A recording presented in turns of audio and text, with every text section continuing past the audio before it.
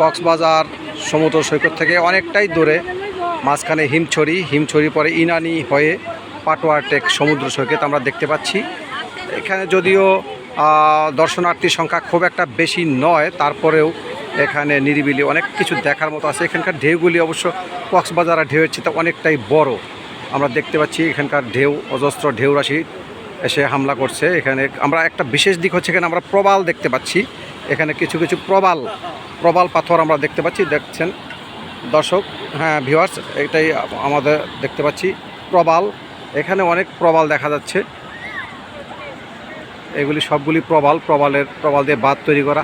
সবচেয়ে বড় আকর্ষণীয় ব্যাপার হচ্ছে এখানে সমুদ্রের ধারেই, সমুদ্রের পাশেই কিন্তু একটা বিশাল আকারের পাহাড়, অচলায়তন পাহাড় আমরা দেখতে পাচ্ছি, বড় রকম পাহাড়।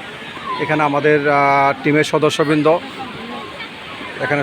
একে আপনারা দেখতে পাচ্ছেন ভিউয়ার্স, আমাদের সদস্যবৃন্দ, হ্যাঁ এইমাত্র দেখতে পাচ্ছেন সবাইকেই।